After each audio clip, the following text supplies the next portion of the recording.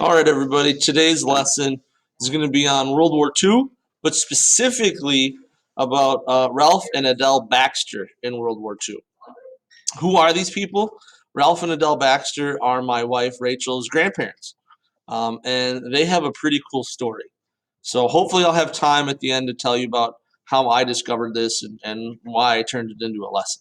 So, first off, they're from Withee, Wisconsin, which is obviously not too far away from where we are. And you can see where it is in central Wisconsin. And Ralph decided after World War II broke out, after we were attacked in Japan, that he was going to enlist in the military.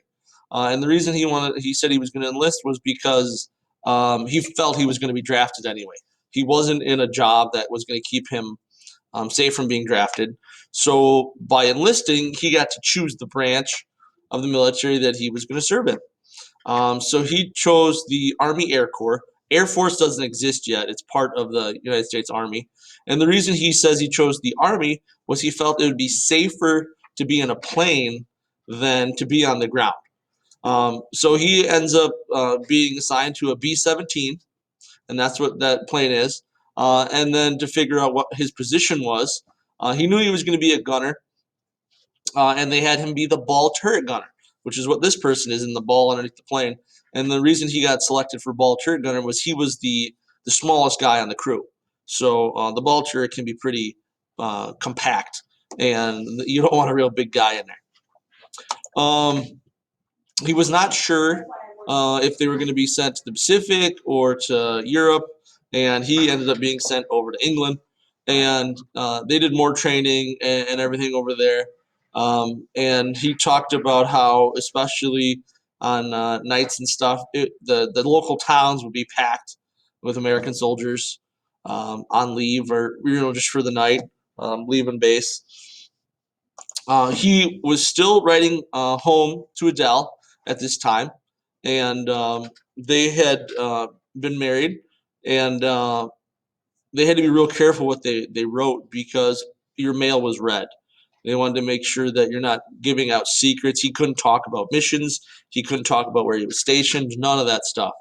And there was sometimes they'd let something slip and it would get blacked out. If you put too much in it, they just didn't send the letter at all. And this is just a famous propaganda post of the time. Just don't share what they're doing.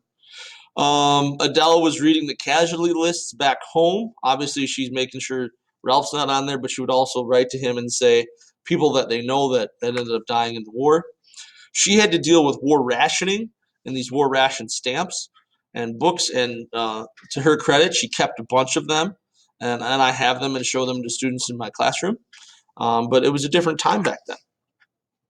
One thing Ralph talks about in World War II in Europe was they would get occasional V1 and V2 bombs coming and hitting. One landed just off the base, but he said that he wasn't really worried about them because they were kind of few and far between and they were not very accurate. It's not like you're going to say, I want to hit this building.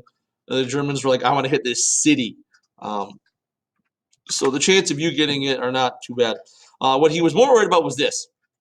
Flak. This is the anti-aircraft ground fire that the Germans would shoot up at the planes, and every little black dot is an explosion, and it would shoot shrapnel into the plane. This was probably the most fearsome plane, the Me-109 from the Germans, and Ralph actually is credited with shooting down 2 of these. His first plane got pretty well damaged and had to kind of crash land, so he ended up having a second plane. I think I'll have time to show you this. Ralph actually saw this happen.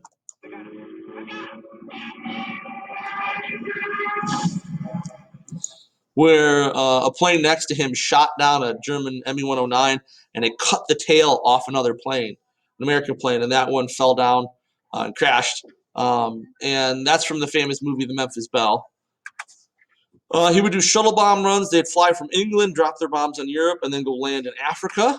And at the end of the war, he's given a bunch of medals: the Good Conduct Medal, the Air Medal, the Distinguished Flying Cross. This is for being shot by a German Me-109 and engaging and shooting down that plane. And then his last medal is the Purple Heart for being wounded.